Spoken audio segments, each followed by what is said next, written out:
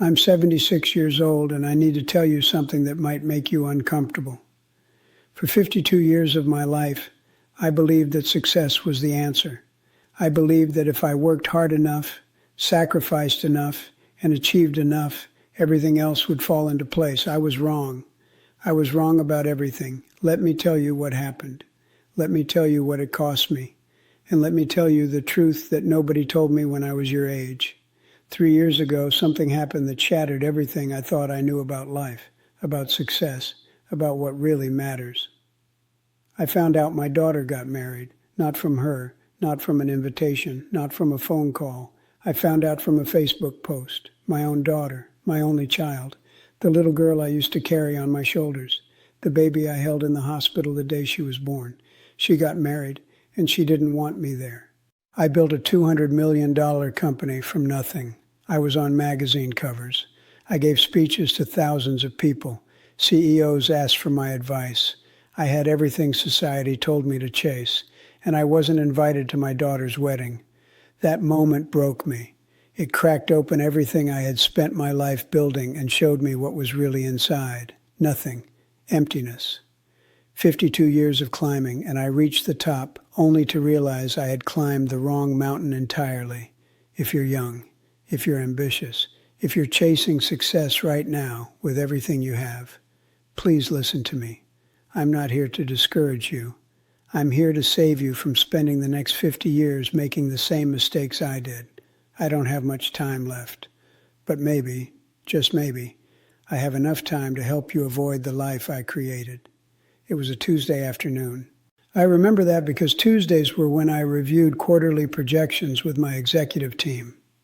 I was 73 years old and still working 60-hour weeks, still chasing, still believing the next milestone would finally be enough.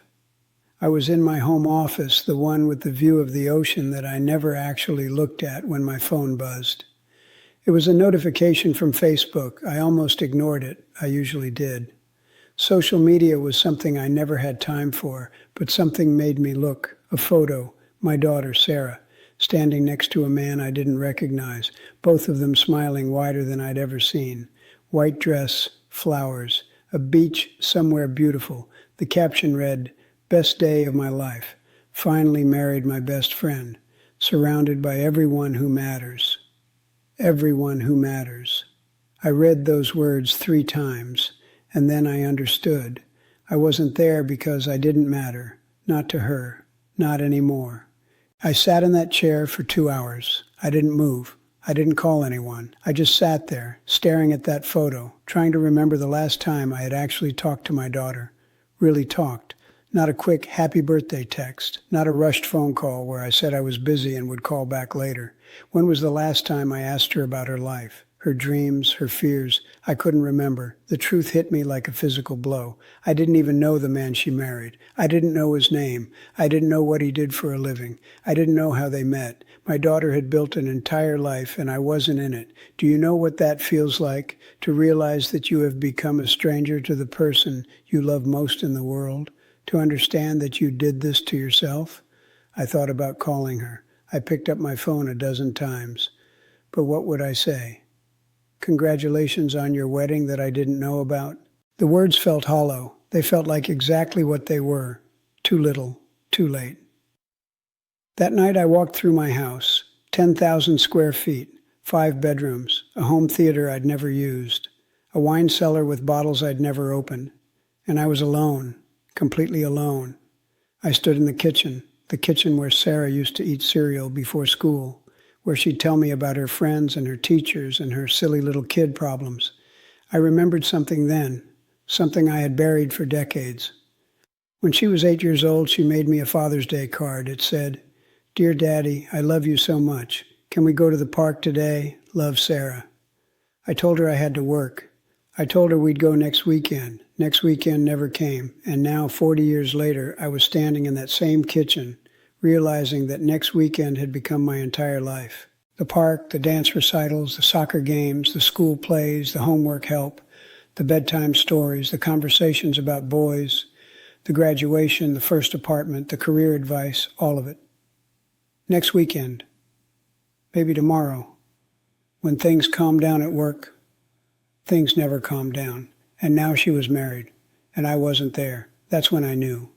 That's when I finally understood what I had done. I had traded my daughter for a company. I had traded my family for a number on a spreadsheet, and no amount of money, not 200 million, not 2 billion, could buy back what I had lost.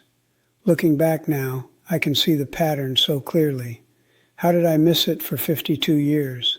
It started when I was 24, fresh out of business school, hungry, ambitious, ready to conquer the world. I told myself, when I make my first million, then I'll slow down. I made my first million at 31. I didn't slow down. I told myself, when the company goes public, then I'll take that vacation, then I'll spend time with my family. The company went public when I was 38. I worked harder than ever. I told myself, when I hit 50 million, then I'll retire early. Then I'll make up for lost time. I hit 50 million at 45. I expanded into new markets instead. Do you see the pattern? I do. Now, when it's too late. The goalposts kept moving, and I kept chasing them, always believing that the next milestone would be the one that finally set me free. Meanwhile, life was happening without me. Sarah's first steps, I was in a board meeting. Her first day of kindergarten, I was closing a deal in Tokyo. Her 10th birthday party, I sent my assistant to buy the gift. I came home after she was already asleep. My wife, my wonderful patient wife, she tried to tell me. For years she tried.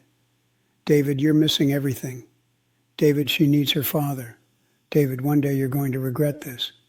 I didn't listen. I couldn't hear her. I was too focused on the next quarter, the next acquisition, the next step up. I told myself I was doing it for them, for my family, to give them a better life. But here's the lie I was really telling. I was doing it for me, for my ego, for the addiction of achievement. Success is a drug. Nobody tells you that. Every milestone gives you a hit of dopamine. Every goal achieved makes you feel like you matter. And then the feeling fades, and you need another hit. A bigger hit. So you keep chasing and chasing and chasing. And one day you wake up and realize you're 76 years old and your daughter didn't invite you to her wedding. My wife divorced me when I was 62. I barely noticed at first. Isn't that terrible? We had been married 35 years and I barely noticed when she left. I was too busy. She said something I'll never forget. She said, "I don't hate you, David. That would require you to matter. I'm just done. I've been alone in this marriage for 30 years. Now I'm going to be alone on my own terms." She was right. She was alone, with me in the house, for 3 decades. I had the career. I had the money. I had the respect. But I didn't have a wife who loved me. I didn't have a daughter who wanted me in her life. I didn't have a single friend I could call at 3 a.m. I had nothing that mattered, nothing. I built an empire, and it was made of sand. Let me tell you the biggest lie you're probably telling yourself right now. I have time. I'll do that later. When I'm more successful, then I'll prioritize my relationships. When things calm down, then I'll be present for my family. Let me save you 50 years of regret with one simple truth. That day never comes. Things never calm down. Life never gets less busy. There's always another goal, another deadline, another emergency at work. And while you're waiting for the perfect moment, life is passing you by. Your kids are growing up. Your parents are getting older. Your relationships are slowly dying of neglect. You think you have all the time in the world. You don't.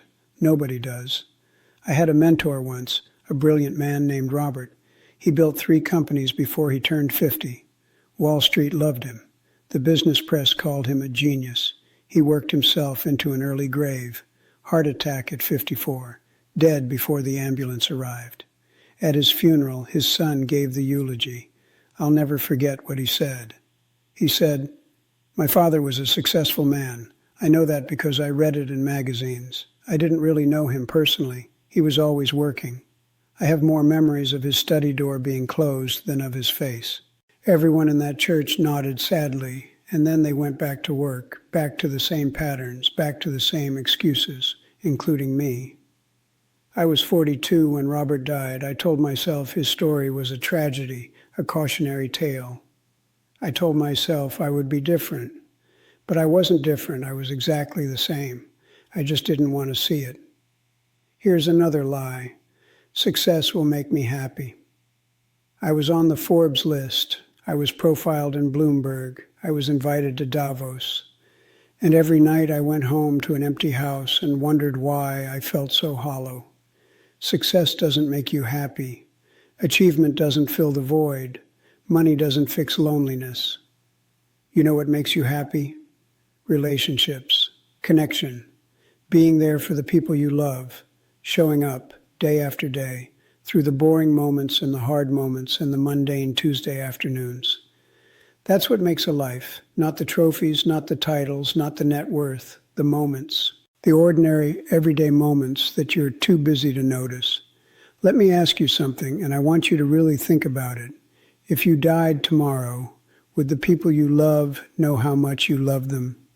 Not because you told them once, not because you assumed they knew. Would they know?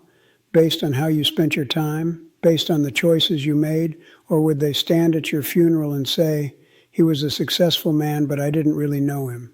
Is that the legacy you want? Because that was almost my legacy. That was the life I built. You know what keeps me up at night? Not the deals I didn't close, not the investments that didn't pan out, not the business failures, the moments, the specific irreplaceable moments I threw away. Sarah's high school graduation, she was valedictorian, top of her class. She gave a speech about perseverance and believing in yourself. I wasn't there. I was in Singapore, closing a deal that would add $30 million to our revenue, a deal I can't even remember the details of now. But I remember the voicemail she left me that night. Hi, Dad, I graduated today. I looked for you in the audience. Mom said you had to work. I wanted to tell you I did it. I hope your meeting went well. I love you. I still have that voicemail saved on an old phone. I listen to it sometimes. The hope in her voice, the disappointment she was trying to hide. I could have been there. I chose not to be. Her first apartment. She was 22, so proud, so excited to be independent. She invited me to come see it, to help her hang pictures, to bring a housewarming gift. I sent a check instead. I told myself it was practical. She could buy whatever she needed. But she didn't need money. She needed her father. She needed me to show up, to be present, to care about the small things in her life. The dance recital when she was 7, the one where she played a flower in the school play. She practiced her part for weeks, standing in front of the mirror, asking me to watch. Not now, sweetie. Daddy's working. How many times did I say those words? Hundreds? Thousands? The fishing trip. God, the fishing trip. When she was 12, she asked me to take her fishing, just the two of us. She'd seen a movie where a father and daughter went fishing and talked about life. Maybe next month, I said. Next month became next year. Next year became never. She stopped asking eventually. They all stop asking eventually. That's the thing nobody tells you about neglect.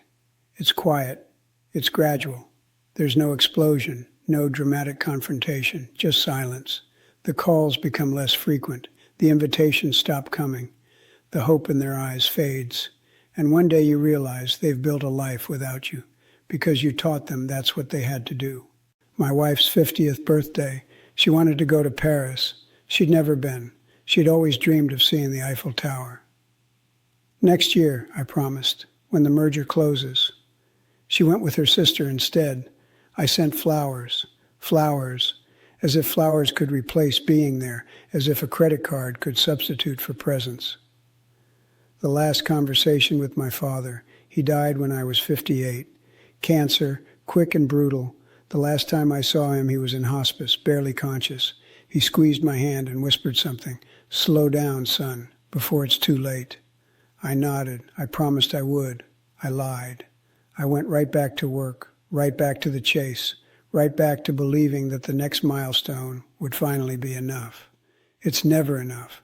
And now I'm 76 years old with a list of regrets longer than my resume. The resume means nothing. The regrets mean everything. After I saw that wedding photo, something inside me broke. But sometimes things need to break before they can be rebuilt. I made a decision at 73 years old, with more years behind me than ahead of me. I decided to change. I stepped back from the company, not retired. I couldn't do that cold turkey, but I handed over day-to-day operations. I stopped checking email at 5 a.m. I stopped taking calls during dinner. For the first time in 52 years, I had empty space in my calendar, and honestly, it terrified me. I didn't know who I was without the work, without the meetings, without the constant motion. For weeks, I felt lost, purposeless, like a machine that had been unplugged and didn't know what to do with the silence. But slowly, something changed. I started taking walks, just walking, noticing things, the trees in my neighborhood, the way the light hit the ocean in the morning, the sound of birds I'd never stopped to listen to. I started cooking, actually cooking, not ordering in or having someone prepare meals. Standing in my kitchen, following recipes, making mistakes, learning. I started reading, not business books, not market analysis, novels, poetry, philosophy, things I dismissed as unproductive for 5 decades. And I started writing letters to my daughter, letters I didn't send at first, just letters where I poured out everything I should have said, every apology, every regret, every moment I wished I could take back. Eventually I sent one, then another, then another. For 2 years I sent letters, birthday cards, holiday greetings, notes that just said, "I'm thinking of you." She didn't respond, not for 2 years. And then, 6 months ago, my phone rang. Her voice, older now, guarded, but her voice. "Hi, Dad." 2 words. That's all she said at first. 2 words that meant more to me than any business deal I ever closed. We're not okay, not yet, maybe not ever completely. 52 years of damage doesn't heal with a few letters and phone calls, but we're talking. Once a week she calls me. We talk about nothing in particular. Her job, her husband, his name is Marcus, and he's a teacher, and he makes her laugh. Her garden, my attempts at cooking, small things, ordinary things, the things I should have paid attention to all along. I'm happier now, at 76, with less time ahead of me, than I was at 40 when I thought I had forever. Isn't that something? The less time I have, the more I appreciate it. The less I chase, the more I have. Now let me talk to you. Yes, you, the one watching this video, the one who clicked on this because something in the title spoke to you, the one who's working 60-hour weeks, the one who's sacrificing everything for success, the one who keeps saying, later. I see you. I was you, and I'm telling you, with everything I have left, don't wait. Don't wait until your daughter doesn't invite you to her wedding. Don't wait until your spouse leaves because they're tired of being alone in a marriage. Don't wait until your parents die and you realize you never really knew them. Don't wait until you're 76 years old, sitting in an empty house, wondering where your life went. I know what you're thinking. I know your excuses. I used every single one of them. But I have responsibilities. Yes, you do. But being present for your family is a responsibility too, the most important one. But I'm building a future for them. No, you're not. You're building a future for yourself, and you're doing it at their expense. They don't want your money, they want you. But things will calm down next year. No, they won't. There will always be something. Another project, another crisis, another reason to postpone living. But I'm different. I'll know when to stop. That's what I told myself too for 52 years. I never knew when to stop. The goalposts kept moving. The addiction kept growing. You're not different. Nobody is. But I'm young. I have time. Do you? Are you sure? My mentor, Robert, thought he had time. He died at 54. My college roommate thought he had time. Stroke at 48.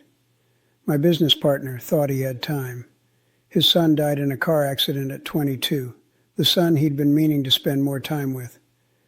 When things calmed down, time is not guaranteed. Tomorrow is not promised. The people you love will not always be there. Stop waiting. Let me ask you the question that changed everything for me. If you died tomorrow, would you be satisfied with the life you've lived so far? Not, would people be impressed by your obituary? Not, did you achieve enough? Not, Will they say nice things at your funeral? Would you be satisfied? Would you feel like you lived, really lived? Or would you feel like you spent your whole life preparing to live and never actually started? I spent 52 years preparing, building, accumulating, postponing. I never started living until I was 73. 73. That's 3 years of actual living out of 76 years on this planet, 3 years. Is that what you want? Is that the ratio you're aiming for? Because that's where you're headed. That's exactly where you're headed if you don't change something right now, today, not next week, not after the promotion, not when the kids are older now. The life you want to live is on the other side of the excuses you keep making. Your children are growing up while you're in meetings. Your parents are getting older while you're checking email. Your marriage is dying while you're climbing the ladder. And one day, I promise you this, one day you will wake up and realize what you've lost, and it will be too late to get it back. Don't let that day be today. Don't let that day be any day. If I could go back and talk to my 30-year-old self, here's exactly what I would say. Stop. Stop trying to prove yourself to people who don't matter. Stop believing that the next achievement will finally make you happy. Stop sacrificing your health for your career. Stop missing dinners with your family. Stop saying maybe next time to the people who love you. Stop checking your phone when your daughter is talking to you. Stop thinking you'll have time later. Stop postponing joy. Stop living for someday. Start leaving work at 5 p.m. at least twice a week. Start putting your phone away during meals. Start asking your spouse about their day and actually listening. Start going to your kids' games. Every single one. Start calling your parents, not on holidays, on random Tuesdays. Start taking the vacations you keep postponing. Start having conversations that matter. Start being present, fully present, with the people who love you. Love. If you want to travel, book the ticket. Don't wait until you have more money or more time. You'll never have more time. If you want to spend more time with your kids, block it in your calendar. Treat it like the most important meeting of your week. Because it is. If you haven't called your parents in a month, call them today, right after this video. Tell them you love them. Ask about their lives. Listen. If your marriage is struggling, stop blaming your schedule. Your marriage is struggling because you're choosing work over your spouse. Make a different choice. If you've been meaning to apologize to someone, do it now. Pride is a terrible reason to lose a relationship. I know. I lost my daughter to pride. Do you have a friend you haven't talked to in years? Call them today, not tomorrow, today. Do you have a dream you've been putting off? Start it tonight, not next month, tonight. Do you have words you've been meaning to say? Say them now, not later, now. The life you want doesn't start when you retire. It doesn't start when you hit a certain number. It doesn't start when things calm down. It starts now, or it never starts at all. I'm 76 now. I've been truly living for only 3 years. 3 years out of 76, and these 3 years have been the best of my life. Isn't that something? I have less time now than I've ever had, less energy, fewer tomorrows. But I'm more alive now than I was at 35, more present than I was at 50, more at peace than I was at 65, because I finally understand what matters, and what matters isn't on any spreadsheet. I talk to my daughter once a week now. We're slowly rebuilding what I spent 52 years destroying. It's painful sometimes. The regret is always there, underneath everything. But so is hope. I cook dinner for myself every night. I take walks in the morning. I read books in the afternoon. I call old friends I neglected for decades. Some of them forgave me. Some of them didn't. Both are fair. I look at the ocean now, the one outside my window, the one I never actually saw for 20 years, even though I could see it every day. It's beautiful. It was always beautiful. I just never stopped long enough to notice. But I would give anything to have these 3 years back at 30. To have started living when I had decades ahead instead of just a handful of years.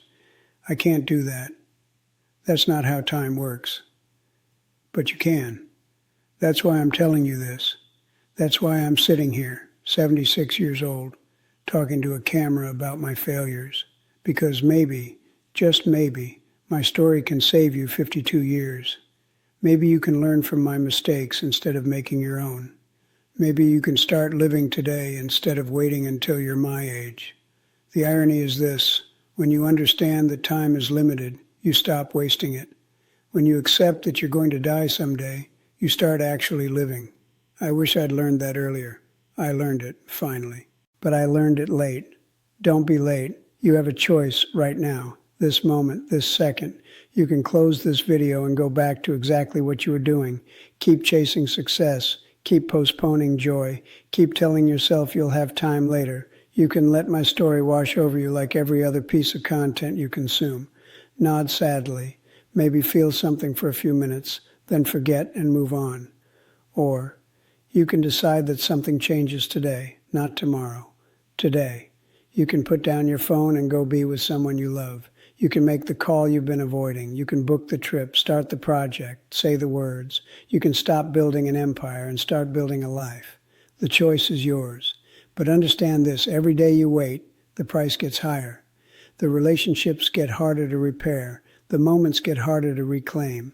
I waited 52 years. Don't wait that long. Don't wait at all. Someday is today. It always has been. The clock is ticking. What are you going to do with your time? If this reached you, I hope you'll share it. Not for me. I don't need views or subscribers. I need you to hear this. But maybe there's someone in your life who's on the same path I was. Someone who's sacrificing everything for success. Someone who keeps saying later. Send this to them. And if you want to hear more, subscribe. I have more truths to share, things I learned too late, mistakes I made that maybe you can avoid. Leave a comment below. Tell me what you're going to do differently. I read every single one, and I'd love to hear your story. Your time is precious. Thank you for spending some of it with me. Now go live.